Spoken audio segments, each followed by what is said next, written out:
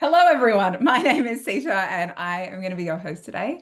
I am tuning in from Naarm, the unceded lands of the Wiradjuri, Woiwurrung, and Boonwurrung peoples of the Kulin Nation. I want to begin by paying my respects to elders past, present, and emerging. And I want to just say it is always such a great privilege to be sharing and talking about stories, and particularly women's stories, on a land where oral storytelling has been one of the primary form of sharing, art and history and culture and literature for thousands of years. So thank you all for joining us today. For those who do not know me, I am the founder and CEO of She Shapes History. I'm wearing our jumper. We make women's history accessible, engaging, and relevant for a wide audience through walking tours, now a book, social media, and partnerships as well. And I am delighted to be hosting this webinar. So this webinar marks the final installment of the Victorian Women's Trust Women Feminist Book Club. And there have been quite a few fabulous previous sessions that you can catch up online. And the team, I believe, is popping a link in the chat. And there will be a short Q&A at the end of today's conversation. So definitely use the Q&A box to be submitting your questions. And just thank you again all for joining us. Now on to today's fabulous guest. I am thrilled to be here with the incredible Santilla Chingaipe. This is a real fun fact. Black Convicts is the only book that 3 different people in my life have gifted me saying, I saw this and thought of you. That hasn't happened with any other book. And I think that it really says like how deeply aligned this is to my interests. And I think that in another life, this is the sort of thing that I would have been doing for the story of India in Australia. And so I'm really Still delighted to can be. do, which you can still do. Yes, There's there is. still I time. feel like I'm so swept There's up in still, the scaling of a there's company still now. time. There's still time. But no, it's such an exciting book. Like, and I think a lot about. I'm going to briefly give my personal family history, but Yeah, like go my for it. grandmother's family, they were from Indonesia, but Tamil, so South Indian by kind of, ethnically. And it was because they were brought over as indentured labor by the Dutch. And I find that kind of like gap between, like slavery and then indentured labor so interesting because it touches so many people in Australia now in ways that we don't kind of like actually fully engage with. So I have been so delighted that you have produced this book. So I'm going to give a brief kind of like background of who you are besides that unhinged sort of, I just love the fact that this book exists. So Santilla is a Zambian-born filmmaker, historian, and author. So her work explores settler colonialism, slavery, and migration in Australia. Black Convicts is her very first nonfiction book and was published last year and has been shortlisted for the 2025 Stella Prize, which is such a massive deal. She's also the powerhouse behind the critically acclaimed documentary Our African Roots, which you can go and stream on SBS On Demand. And she's been recognized at the United Nations as one of the world's most influential people of African descent, has delivered the 2023 EW Cole Lecture on Who Gets to Write History. Such an interesting topic, by the way. And her journalism has been published so like globally, all over the place. And I'm not going to read out all of the places it's been published, but it's everywhere. So welcome. I'm very excited for this conversation. Thank you for being here. Thank you, Sita. And I'm so glad that you're doing this. I think that there is so much that we can talk about just in terms of who gets to write history. Both of us as women who are undertaking various projects in trying to write back into history, historical actors who've been excluded for a very, very long time, but also the fact that, we're both women of color, and that also adds another layer to the erasure of certain stories and certain histories and that kind of silencing, which I think is very, very interesting, and it's so wonderful because this is a very rare thing. It's very rare that I get to talk to another woman that is working in the space of producing history, writing history, making history accessible to the public, and also just centering, the stories of people that have long been excluded. So this is a treat, and I'm glad that so many people have been gifting you the book. I do want to touch on the gap that you highlighted between indentured servitude and slavery, and I know we'll get into a lot more detail when we start discussing the book. But the way that empire, because this was the big revelation that I had Mm. halfway through writing the book was, why do we not talk about empire? Because it's the big Mm. force that's right there. We end up being colonized by this small island in Europe that at one point in history becomes so powerful and wealthy that it controls close to two-thirds of the landmass on Earth. And through that kind of territorial control, power, and wealth, it has sort of created these systems of labor exploitation. And so if you were not finding yourself as a convict, you were then either enslaved. If you're not enslaved, you were either, having your labor exploited by being a soldier for empire. So you were either in the navy, in the army, or performing other services because they needed the numbers in terms of, because again, just think about the territories and just the amount of expansion that Britain had at a certain point.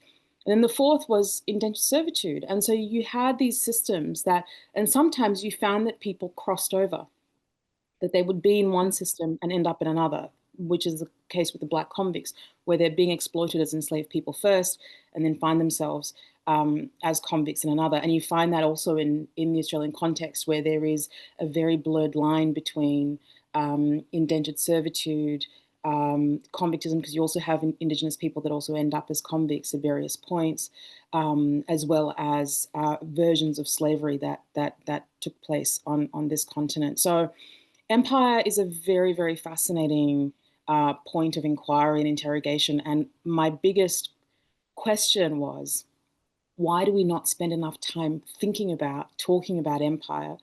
I think academic historians do. There's a lot of work that's being done, but a lot of it is staying within universities, and that's a whole big conversation there. And I have my own issues with that.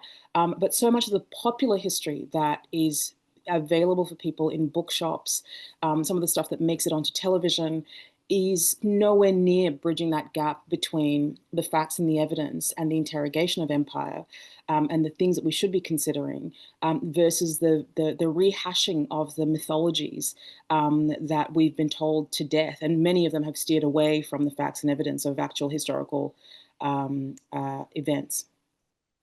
Yeah, it's so interesting that you bring up that point of empire, because that was something that I still do think about a lot in the context of kind of Australia's relationship with India, and the fact that, many of those trade routes came directly through India and through Kolkata. It was coming from the UK to Australia, they came from Kolkata. And I remember I had this oh my gosh moment when I was reading, I used to be a research assistant kind of in that space, Mm. and reading up on kind of the very early days of the New South Wales colony, and you have kind of the governor writing to the UK basically saying, we're struggling, there's no food here, it's a bit shit, can you Mm. please send us something? And the response is just write directly to India. Yeah. But we never talk about the role that, non-European countries played in the story of Australia. And I still feel like we're not really talking about it in a big way, which is why I think that your book is really, really Yeah, exciting. I agree. And even, I mean, my book, I had to set parameters very quickly when it became very clear that the numbers of non-white convicts were far more than I ever imagined or anticipated. And I had to place parameters. And the parameters for me was, I was like, okay, I'm going to turn my attention to people of African descent. And I only focus on people transported to the East Coast. So I don't even look at WA. So I look at the East Coast from 1788 to about 1840, when transportation sort of stops on the East Coast.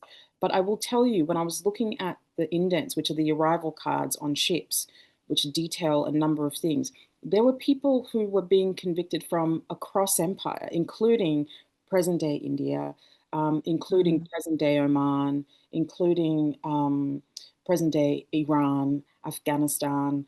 And so, again, the story of empire is a big part of our own inheritance as this nation state that's now known as Australia. And so we have to be considering that. We have to be considering the ways in which what empire was doing elsewhere was also shaping what was going on here, and what we've also Mm. subsequently inherited, through systems and structures, and we'll get into that in a lot more detail. But I do think that it's not. I think again, just going back to the popular telling of our origin story, if it's not excluding or spending time considering the dispossession, displacement of First Peoples, it is Mm. absolutely just writing an origin story that it's as if this island popped up in the middle of Asia with these British settlers. And there was, and there were no other forces that were contributing to what was going on. It's like, well, but where did these British settlers come from? Or what did they bring Mm. with them? What were the laws and policies that they then brought with them? How have we then, and where did these laws and policies come from? Because they didn't come from a vacuum. As I write in the book, one of the fundamental um, pieces of legislation in empire that begins in Barbados, because Barbados is a very useful case study in understanding the British Empire, because Barbados is Britain's first territory that it colonizes. So it does what it then does to other territories, including here about 200 or so years later, which is it arrives, displaces, dispossesses, massacres First Peoples, brings in, imports labor. So the first workers that arrive in Barbados are working class Irish and Scottish people who are convicts. So the term at the time to be sent as a convict to Barbados was to be Barbados. So it was for a term. It was understood that if you served your sentence, made a little bit of money, you could return back to England. And then later on, there is the introduction, because England enters the transatlantic slave trade fairly late comparative to other European countries. Portugal is the first in the 14th century, then the Spaniards and everyone else. So by the time Britain sort of enters the slave trade, it's about the 16th century. And they then start to import trafficked Africans to Barbados. And so Barbados then also becomes Britain's first slave colony. And so you Mm. have these groups of people working side by side, essentially, on these plantations, growing various sorts of crops. And for a while, it's all working quite well, because there's sort of like, worker solidarity, as tends to happen in most economies in that sort of structure. And after a while, as most workers do, particularly when they're being underpaid and overworked, will protest. And so a lot of the workers, black, white, and everyone else that would have been there, started to protest. And the authorities didn't like this. They didn't like the fact that there was solidarity amongst the ranks of the workers. And so what they started to do was that they started to systematically sort of empower one group over the other. And they started to do this across racial lines. And after that protest, so you've got a period of about not even 100 years when a piece of legislation is introduced for the very first time, called slave laws. And these are introduced in Barbados in about 1664, 65, if I'm not mistaken. And these slave laws, for the very first time in the Anglophone world, there's the introduction of language that makes a distinction across racial lines. So Black people are referred to as Mm. Negroes, and Europeans at this point are referred to as Christian, because the understanding is that Black people can't become religious, they can't, but that shifts later on, because when there's a realization that there's missionaries and all of this and people start being converted, they change the language from European to white. And so now you've got a piece of legislation which is making a distinction across racial lines and is saying that this is how you treat this group versus this group. And that piece of legislation, the slave law, is then taken to Britain's other colonies that it's now kind of expanding upon.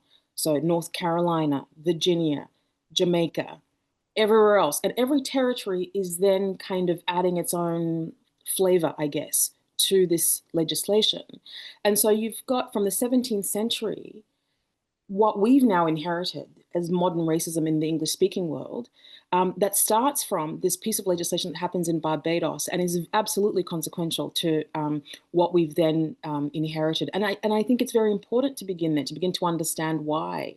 Because I think we also spend a lot of time in this country spending a ridiculous amount of time being distracted, talking about aren't we racist and all this sort of stuff. And it's like, well, do you actually understand what we're talking about when we're talking about racism?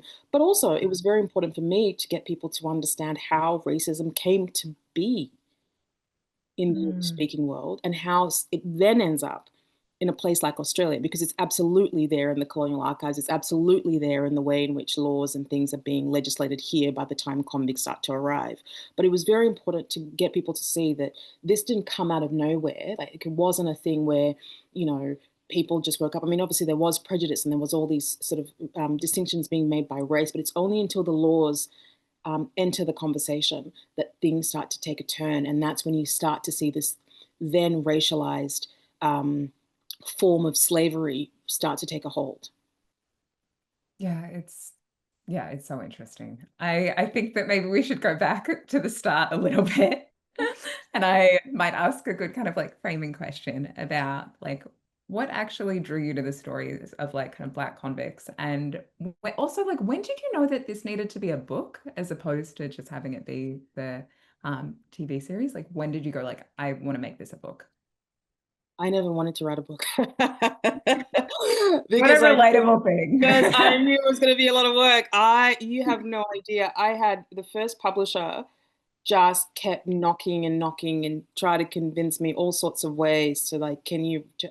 Because I was like, this is a big undertaking. Because I mean, when I was approached to write the book, so I'd to answer your question, how did I start?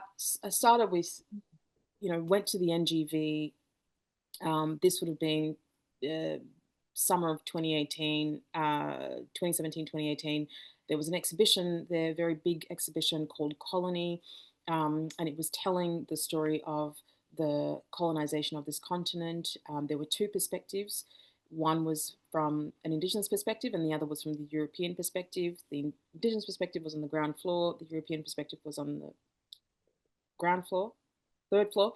Um, and because of that geographic placement, I kind of had to start at the ground floor, which was the European perspective. And at the start of um, at the entrance of the exhibition, there was a very big label that told the story that we all get told at school: the landing of the First Fleet, Governor Arthur Phillip, and the fact that most of the people on the ships were British convicts, but at the bottom it said something along the lines of, but a few were Armenian and African, I think it said. And I remember thinking, oh, African, I've never heard that before. Who are these people? And so I now, like, my whole purpose throughout the exhibition is to try and see if I can find anything about these people.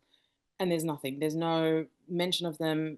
It was a passing sort of mention in the label. So I go home and I do a little bit of research, and I see that there are a couple of mentions online of um, uh, First Fleet convicts, and so I applied for a State Library Victoria fellowship. Because I was like, let me see if I can spend a bit more time identifying the First Fleet African convicts and then verifying them. And then what I was interested in doing, was I successful in that mission, was to make a video work. Because I could kind of signal to the research without having to, footnote and all that sort of stuff. I was like, I don't want, and interestingly enough, a lot of this goes back to who gets to write history and my own insecurities at the start of it, because I sort of thought, I don't write histories. People like me don't write history. We get told what history is. And so so my own insecurities were sort of um, uh, pushing me away from the research. And I had a very stubborn publisher who approached me, and she was very persistent, and she kept saying, and she was British, so she also understood empire, and so she was very interested in this potential undertaking that would consider empire from an Australian perspective, because generally empire is interrogated from the center, very rarely from the outside. And and yeah, and then she bought me a couple of cocktails. Still did not budge. I was like, "You're gonna have to do a lot more than that." Like, writing a history book. Are you kidding me? Until eventually she said, "What if I gave you a bit of money? What would that change things?" I was like, "Well, I mean, it does kind of change things." And I thought, "Let me try. Let me try." I didn't know what I was doing. I think at the start I had something like 30 or so names. And in Mm. my office at the state library, every time I'd identify a Black convict, I'd put a post-it note up. And I remember after months the wall just being completely filled with names. And when I first started, I just had 30, and I thought it was just going to be a book like biographies. I didn't think it was going to be uh, a bigger thesis. Mm. Um, and that just came with the writing process. It came with my own understanding of history. It came with my interrogation of history. I went back to uni over the course of writing this book as well. And that also helped inform the writing process and the thinking. Because people like me and you get told history. We get Mm. told what empire did to us. We get told what empire did to our ancestors. We don't get to turn around and go, well, actually, empire also did these things, which are also interesting and worth thinking about. But also, as someone that has been shaped by empire, I have every right to also ask questions, right? And I Mm. think it's a very challenging thing. And in this country specifically, um, like I said, we don't do enough of it. Um, Outside of incredible Indigenous scholarship, where Indigenous scholars for a very, very long time have been pushing us to see and understand these things and bring our attention to these bigger questions around the role of empire. Um, we still don't interrogate our history enough. And then Mm. if we do, if we are revisiting our history, we've kind of almost accepted that a certain kind of person tells us our history. It's going to be a bloke who's going to be old, most Mm. likely white. And in Mm. recent years, I mean, there's been feminist histories that have been written, and there are obviously female historians who've also taken on that space, and that's also been very wonderful. But yeah, I mean, there's still not a lot of space um, for people that look like me and you writing about it. In the book, I sort of touch on this idea of who gets to write history, why, and why these erasures and silences happen, and why there is still Mm. these preconceived ideas about who we believe when it comes to, uh, you know, who gets to tell us about history. Because history, for a lot of people, I mean, history is probably one of the closest social sciences to kind of science, because Mm. history relies on so much evidence, and historians are supposedly objective, and which is not true. There's no such thing as an objective historian. Your lived experience shapes your historical inquiry. And I think because of these ideas around history, that there is some kind of perceived neutrality, that neutrality can only be embodied by whiteness, Mm. that the rest of us must be very emotional, or we must be coming from a place of, you know, where our identity is shaping how we're thinking about history. And you're like, well, if you're white, you're also writing about white people, so I don't quite understand how that's. Do you know what I mean? Like it's just Mm. this weird logic that just doesn't quite add up. But again, I'm laughing about it. But a lot of this is really shaping how people engage with histories, which histories they're willing to engage, which histories they're willing to take seriously. And that was also part of why I went back to uni, was because I was like, well, I know all of these, but I Mm. need some scaffolding that's gonna, if there's gonna be a doubting Thomas in the room that's gonna question my 7 years of research and hard work, um, I've got that backup. But that was the only reason why it was also because I knew that as a Black woman writing history, everything I write is always picked apart with a fine-tooth comb. Like, it's always scrutinized. Like, I just can't avoid it because it is this thing of like, there's just no way. There's no Mm. way. There has to be something, right?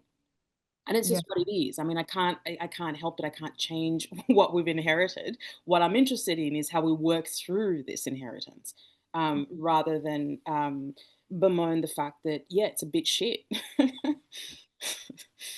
Yeah, it's really I found it really interesting kind of stepping into the history space as someone who didn't come from a history background, and coming at it from the point of view of like how do we make history accessible to a wide audience, whether that's through like walking tours, or I used to work in a museum, Mm, which was interesting being kind of in a museum that had over 100 staff, like about half of which were back of the house, and I was one of two people of color. And I'm half white, so you get half a point with me, I always say. Like you don't get a full point. Like, and I'm like, that's appalling. Like, and it's these major institutions that are kind of like writing the story of Australia, and like people like us aren't, mm. the key figures in them. And Because yeah. it's almost inconceivable that you could have people of color that are shaping the nation state of Australia. It's just, it's not, I mean, when I made Our African Roots, one of the reasons why I made Our African Roots, because Mhm. the documentary came during the course of writing the book, because I sort of thought this book's going to come out and there is no real foundation of people actually having an awareness. And I wanted to, at the very least, have something to be starting from. So you've got at least some general awareness that people of African descent um, existed in colonial Australia. But what was interesting with that was I went through every myth we tell ourselves about Mhm. ourselves, whether it's a cricket story, the greatest cricketing team, Don Bradman's Invincibles, found a person of African descent, write him out of that team. Whether we're telling the story of Eureka, heart of Eureka story, there's John Joseph, African American man. He's the one that fires a shot that allegedly kills the charging British officer, Captain Weiss, and is the first put on trial because of the color of his skin. First Fleet, boom, 15 convicts of African descent. That's another story we tell ourselves. What is the other story? Bushrangers, Ned Kelly, Mhm. all these stories. First convict bushranger, black guy from the US, John Caesar. Let's think about that. Mhm. We talk about, the right, which is an important point, and it's a big part of this country's history. The moment in history when white women are given the right to vote, um, and we talk about that movement, but we also don't talk about Fanny Finch, the first known woman to vote in Australia, happened to Mhm. be a black woman from London. Boom. So that was also important, and Mhm. on and on and on and on. So all of these, even the Anzac story. And in the Anzac story, what's wonderful about the Anzac story is that you're going to find, you know, all racial backgrounds. I mean, you're going to find people from the subcontinent, you're going to find Indigenous Australians, you're going to find, at the heart of this big mythology that we tell ourselves about ourselves. Mhm. And and so again, why so if we can find people of African descent at every point of these major stories that we say have defined us and shaped us as this nation state. Why is it inconceivable to think that people like me and you are Mhm. actively contributing Mhm. to this Oh, country and shaping this country, and that our ideas and our thinking and all, like, why is it so inconceivable? It's mhm. like, Yeah.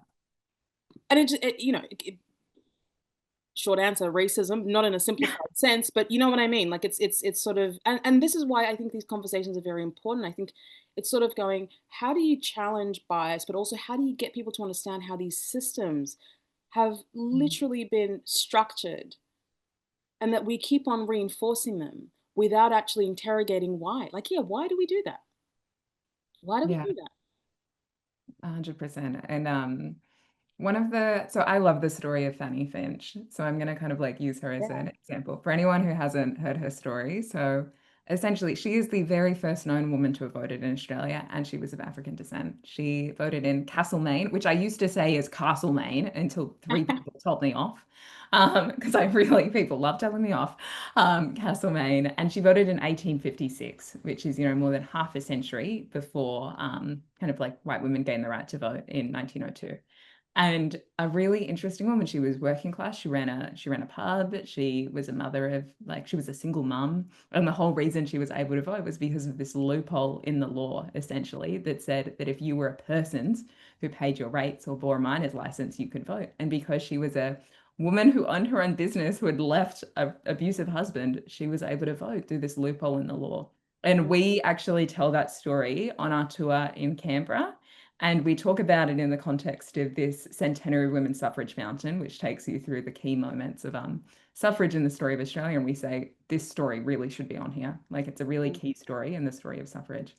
And a really amazing flow-on effect of us having told that story is that one of my guides who kind of has gone on and written a children's book for Allen and Unwin about the first two women in Parliament and is like a cartoonist and an illustrator, she included in Fanny Finch in the timeline at the end for, like the timeline of women's history in Australia and those key moments. And then for the election last year, she did all the cartooning and Fanny Finch was one of like 5 central characters that she included in the story of Australia and Australian democracy. So it's like it just takes, like one person to go, this story is important and central. And then you have a major institution at the Museum of Australian Democracy at Old Parliament House that's positioning that and saying this is one of, 5 stories we want to elevate as a key story about democracy this year. So I just think it's like I think that there are those shifts, but you need the people who are like at the pointy end going, this is an amazing story. It's an important story. And it's a story about Australians. And I love seeing people's delight when we hear that story, when we tell them that. Recognizing the value of those stories, right? I think we're in a very interesting time. I think, if um, there was a brief period probably towards the end of the Obama years when there was almost like this real um, um, desire for inclusiveness and diverse storytelling and the centering of those narratives. And we've seen there's just been a whole backlash to all of that now, and and which is incredibly disheartening because it feels like you're making a couple of steps forward and then you start taking steps back. Um, because then when we do the work that we do, it is misread as though it is sort of some kind of woke agenda. And it's like, well, Mm. no, we're not going into like coloring history and go, what would the first fleet look like if it had, do you know what I mean? Like, I'm not doing that. I am really going, these people were there, like they were Mm. there. Like, can we talk about them? Can we also talk about what this then means for what we've inherited? But also, how do we, their descendants exist. I mean, every event that I do, there's at least 2 or 3 descendants that show up, Mm. who want to talk about their complicated inheritance. And also because we had a period in this country's history from around Federation when we had this very racist legislation, the White Australia policy, Mm. that for so long did not make it possible for people to talk about um, racial diversity within their families. Um, and you've now got generations, and this is where it gets very interesting for the work because I don't do genealogy, and so when people come to, I can't answer a lot of questions because I'm like, that's not what I do. I don't look into um, family histories and genealogy.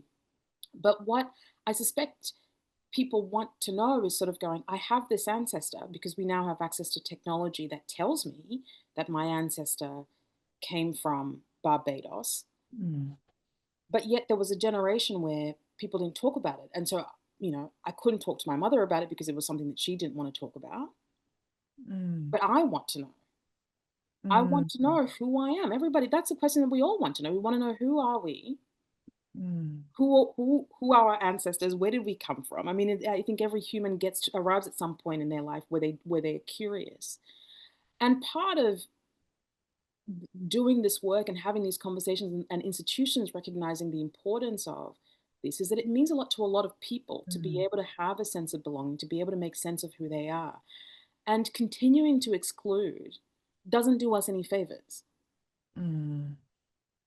And I just don't understand why, like in the US or in the UK or even in Canada, they do a very good job of interrogating empire, of seeking to revisit um, not just national histories, but national mythologies, Mm. and thinking about the intersections of various things, whether it's power, whether it's race, whether it's memory, whether it's capitalism, all of these things that are very pertinent to the contemporary. Um, and I just don't think we do enough of it. I don't think we do enough of it. I think we've just kind of gone, oh yeah, that was a story. Ships arrived, boom, okay, done. We don't have to go back there again.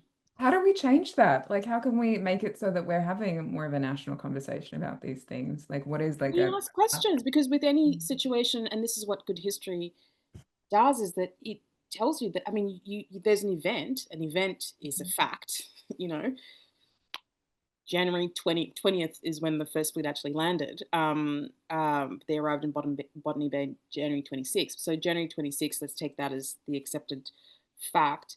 1788, there's a landing. We know the number of ships. We know the number of people on the ships. We know, apart from human cargo, there were animals and food and all this sort of stuff. So those are the sort of the facts that we know, right? So that's one version of the story. Mhm. But what's the other version of the story? What about the people that are looking at the ships arriving? What's that story? What is the story of the environmental impact of bringing in these animals Mm. that are not native to this land? What does that do in that 100 years or whatever it is, whatever period you want to look at? What is that environmental impact of just? And you could just tell a story just on that. You could tell a story just based on, I mean, people have done this. It's not new. Not just the experiences of women, but also sort of looking at what role did class play? Because that's another thing we don't do enough of in this country, is interrogating class, which I think is probably one of the most unspoken things, yet it is the thing that is causing the most inequality. What does that look like? And what does it look like also across lines of race, gender, Mm. and everything else, right? How do we think about power? What does power look like in that context?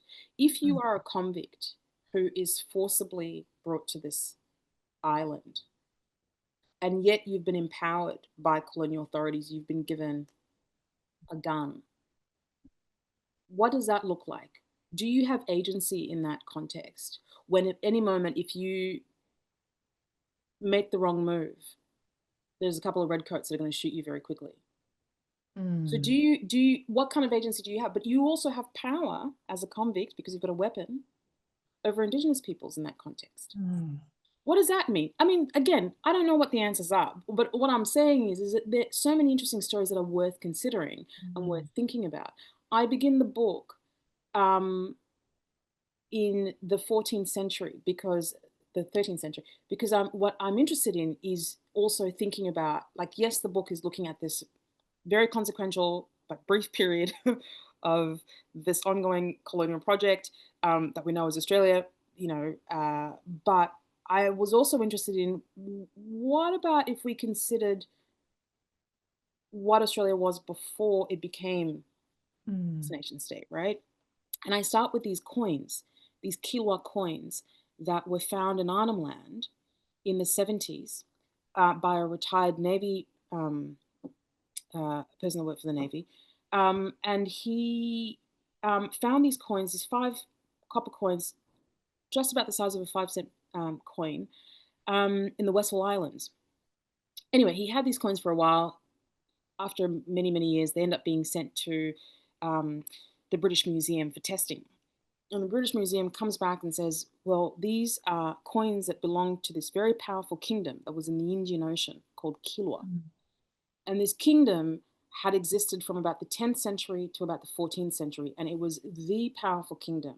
It was so wealthy that it built Great Zimbabwe, if you know the history of Great Zimbabwe, which is also a very incredible um, site. It's sort of, I mean, it's not quite like Africa's Stonehenge, but it's very grand in its architecture. And the first mosque in Africa was built in Kilwa. So Kilwa, the island, it's just off the coast of present day Tanzania.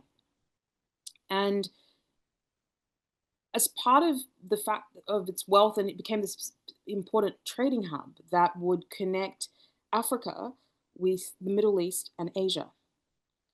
And this trading route meant that half a year you had people coming from the Middle East and Asia following the wind, and then spend 6 months in Kilwa, and then they'd return.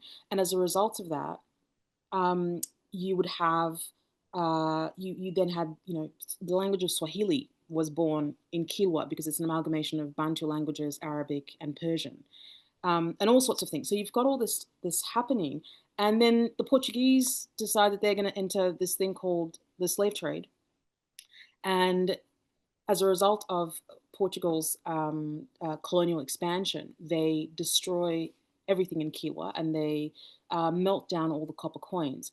And so prior to these 5 coins being found in Arnhem Land, only 2 had been found, one in Oman, present-day Oman, another in Great Zimbabwe. Again, these 2 places make a lot of sense because there was trade happening already, right? And so why 5 coins in Arnhem Land, right? And this is a question that a lot of anthropologists and historians have been trying to answer. And there are a lot of theories around them. And the theory that I put in the book, and the argument is that there was potentially trade happening between Northern Australia and Africa via the Silk Road. And I find that to be a very fascinating story. I'm Mm. sort of curious about that. I'm sort of curious about what would that have looked like. But also, again, I think part of the problem with a lot of these colonial and imperial histories that we've inherited have placed first peoples, colonized peoples, as being unsophisticated, as being passive, as being all sorts of things. And yet here is an example of trade happening, very sophisticated trade route happening across continents that sits outside Europe. I find that fascinating and so interesting. But also it makes sense because humans are humans. I mean, humans get curious, humans want to travel, humans migrate, all sorts of things. And again, going back to how do we change it? We have to start asking more sophisticated questions. Mm. Yeah, 100%. Like we have to, like we can't just sort of go, oh yeah, that's a story, therefore Mm. shall always be. It's like, really? Yeah, 100%. And I really think that we're at like such an exciting moment for Australian history, and that we are having a conversation about who we want to be as a nation and looking at our past to go like, who are we? Like, who actually are we? Like, what have we erased? So I think it's a very exciting time to be in the history space. I love being in this space. I'm like, gosh, get to literally shape history. And I think on that note, we should let other people ask questions. If you have any, please drop them in the Q&A chat box. We've already got 2 here already. And I think that like both of them actually flow on really well from this. I'll go with Justine first. Do you get a sense that we are currently witnessing the fall of empire and a shift occurring around the world, a growing empowerment of Indigenous or non-white people? We're seeing a fall of empire. I think we're still working through the reach of empire. I think a, I think people are waking up to um, the realities of just how implicated we've all been Mm. within empire. Whether that's not just because colonization doesn't just begin with the arrival, the genocide, the dispossession. Um, you've also got it embedded within legislation. You've got it embedded within institutions. You've got all of the stuff that still needs so much reform, and yet has not been quite considered as in where did we inherit this from? I write about the police, Native Mountain police, and a force that precedes the Native Mountain police in my book, and when I was reading into the history of that and how so much of it was just literally just brought over, and Mm. how very little has changed because the way the police was set up was to protect the squatters and to keep Aboriginal people out. And when you think about contemporary policing and how that's structured and the ways in which it protects some Mm. at the detriment of others, um, to me, kind of goes. We need to be really thinking about what works for our context. What should we be thinking about rather than kind of accepting that this is how things have always been, and Mm. therefore it works within our context. And so I don't. So I hope that we can continue to consider the ways in which empire has absolutely shaped us and shaped what we've inherited, and the systems and the structures. Because I think once we start to understand that, we can start to figure out how to begin to dismantle them and figure out a way of then going, what is the appropriate response for our Mm. context, right? Because our context is very unique. I mean, we live on a continent that has more than 150 indigenous nations. That in itself that is a lot of diversity, on top of the diversity that has arrived, whether by willingly or unwillingly, and that has all played a role in, you know, what we're all experiencing and engaging with. And yet we've been given these systems that worked in Britain, and and then gone, yep, this is going to work for you guys, and like so I think part of it is also kind of going, how do we then think through what works in the future that benefits everyone and doesn't benefit a few while excluding so many people, because these systems were naturally not designed for a majority. They were designed to benefit a certain group of people, and we continue to see that playing out. And so yeah, so I think I don't know if we're seeing a falling of empire. I think in terms of non-white historians writing history, there's definitely a shift for sure. But again, I mean, this has been happening since the civil rights movement. I mean, there've been historians who have there've been some brilliant post-colonial historians, particularly from the subcontinent. And again, you always have these waves, but then you always have periods where it goes quiet again. I'm cautiously optimistic. I'd like to think that things are changing, but then the way power centers itself, it's really hard to be optimistic. But I will say, and I say this every time because I really do think some of the best history being written in this country is being written by Indigenous scholars, and a lot of it, unfortunately, is either locked up in academic institutions, and there's a whole thing about access to that work. But at every event, I try to encourage people to really seek out Indigenous historians, because they're doing some incredible thinking around the ways in which empire has shaped us, Mm. and the way to think through it. Are there some key people that you would recommend for Yeah, I people? would recommend Chino Kanishi, who's fantastic. She used to be at UWA. She's now at ACU, I think, in Victoria. So if you can get hold of any of her work, including Mm. just short journal articles, she's fantastic. Julia Hurst, who's at Melbourne University, who is also a brilliant historian. I'd also recommend Zoe Laidlaw. She's Mm. not Indigenous, but she was my research supervisor at Melbourne, and she's a fantastic historian of empire who's thinking very deeply about all of this inheritance and thinking about how we work through it. So those three would be um, the names. Amazing, thank you. Okay, another question. The question that I think everyone who's written a book or working in this space dreads to get. What facet of history will you be exploring next? I'm actually doing a shorter piece, 5,000 words, for the Saturday paper, and uh, it is about the White Australia policy, Mm. and I'm telling it from the perspective of a boxer who was uh, deported to the United States. He'd been here for a while, married, had children, but because of the White Australia policy, he was deported. And the reason why I'm doing it is because this year marks the 125th anniversary of the White Australia policy coming into law. Um, and I also think that many people don't actually quite understand. I think people understand intellectually that we had this racist policy, but I don't think a lot of people actually know how it impacted people, how it impacted families. Yeah. But also the ways in which the law, yes, I mean, it wasn't technically abolished because we just shifted from the White Australia policy to the introduction of the Racial Discrimination Act. Um, but just because something's been outlawed doesn't mean that the cultural undertones and all these sorts of things that Mm. come with the narratives that went around the White Australia policy. I mean, with the White Australia policy, it was so entrenched that there were like white Australia pineapples.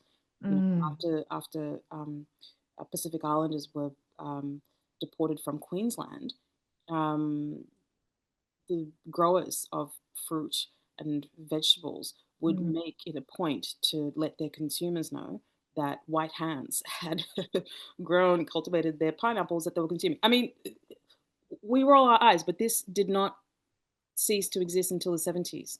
It yeah, is at the very least, we have members in our families generationally who lived through the White Australia policy. yeah. So it's something that I'm interested uh, in telling, but I'm also interested in telling it from the perspective of an individual that Mm, was caught up in this mechanism, and also thinking about the ways in which um, it continues to manifest today. yeah. But I think particularly through government policy, like the fact that, for the first 70 years of Australian public service policy, you had the White Australia policy kind of, shaping foreign affairs, shaping like social services, shaping all of those key institutions.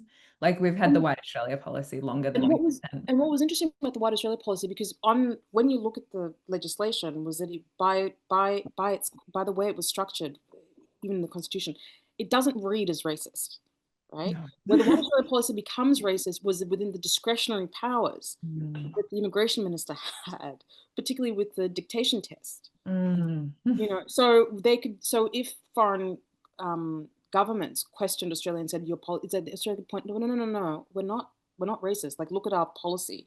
But mm, meanwhile, behind the scenes, someone arrives from Japan, you give them a test in Italian, they're absolutely going to fail because you're looking at them going, we don't want this person. And this is kind of how things culturally manifest in this country, where we sort of say, oh, we're not racist. It's like, well, mm. uh you know what I mean? And I'm like, that's not, discomfort is a good thing. It's a useful thing. It's not a terrible thing. But I would much rather we sit in a place of discomfort than a Mm. place where we keep sweeping things under the rug, when a lot of these policies continue to hurt and harm a lot of people. And I think we all would like to reimagine a better future for all Australians. Yeah, 100%. Um, okay, another question. This is from Annette. Hi. I'd love to hear about the African American convicts in Australia. You mentioned John Caesar. Why were they sent here? Was it related to resistance to slavery in the US? And were they part of the convict rebellions that happened in colonial Australia? And then she says, I will definitely read your book to find out more. Yay. African American convicts. Okay. Mm. So the vast number of the convicts that I write about in the book came from the West Indies. So they were enslaved in the West Indies. Others from South Africa, others were enslaved in Mauritius. And then Mm. there's also Americans. And yes, the Americans were enslaved. The Americans show up very early, particularly on the First Fleet. And the reason why they show up early is because they were the Americans that, this is around the American Revolution. And so the British essentially need more labor. And they offer, I use that because it's very difficult to say if it was a choice that enslaved people had or if they were forced into being conscripted. So they offer enslaved people a form of freedom should they enlist and side with the British during the American Revolution, and about 3,000 or so men and boys do so. And so someone like John Mosley, who ends up on the First Fleet, born in Virginia, he ends up fighting for the British. Obviously, the British lose the war, and part of the deal was because when George Washington was like, "Well, these people are American property; they have to stay in America," and the British were like, well, no, actually, and so they um, evacuated a lot of these enslaved people who were then referred to as loyalists Mm. via New York through to present day Canada. Some stayed in Canada, others continued to the UK. When they arrived in London, this is after the 7-Year War. So you've got poverty already in the streets of London, economic hardship. It's already very difficult when you add race on top of that. And so some of them end up uh, committing petty crimes. Mm. And a lot of it was survival because things that they're stealing are like food and things like that, and that's how many of them end up as convicts and are transported to Australia. So that's the journey for some of the American convicts, not all of them, but for the particularly the ones that came early on. Amazing. Thank you. Always. Well, we're nearly at the end of the talk. Is there anything else you would like to say as a final kind of like Um, moment? there's always so much to say. I know that's a terrible question. Be like, do you have any There's additional always thought? so much to say. I think what I will say is this. I think one of the things that writing history has taught me is that one, if I have any reason for optimism, is I will say since this book has come out, I get the sense that I'm not going to generalize here because I don't know if it's a litmus test for the entire country, but I get the sense that for a number of Australians, they really do want to know about their history and they're really curious because most of the events have been very well attended. People are genuinely interested in these histories. People genuinely want to understand. And so, what that tells me is that there's clearly been a big gap Mm, between what people want to know and what's being offered. And that provides a wonderful opportunity because clearly audiences want to know, like audiences want to sit with the discomfort. People want to hear these things. People want to understand, and that's very encouraging for me going forward because it sort of means that I can keep doing this work and knowing that there will be um, people ready to receive it. But also, the other thing that's been very exciting is seeing more women interested in history because, again, there's always been this sort of assumption that blokes are the ones that read history and you get dad a Gallipoli history book for Father's Day or whatever and I will tell you from the audiences that have come to my events, that couldn't be the furthest thing from the truth. And that makes me very excited because I'm like, no, people want to know about their histories. They want to understand what we've inherited and sit with that complexity. And that's been a very, very wonderful outcome for me. mm. You know, since having this book out in the world. And so I'm really thankful to everyone that's shown up on this Zoom. It really is very special. I'm glad that you took time out of your Wednesday to hear me and Sita talk about history. And thank you to the Victorian Women's Trust and Ali and Rachel and everyone for making this possible. It's been really, really special. Yeah, thank you so much, Sandy, for being here. I agree. I think that there's a real hunger for history. I think that people want history that's accessible, engaging, and relevant. And I think that your book is entirely that. So hopefully everyone goes off and buys and reads the book. And And if you're in Melbourne, Cindy, or Canberra, hopefully I will see you on a tour. yes, Awesome. Thank you.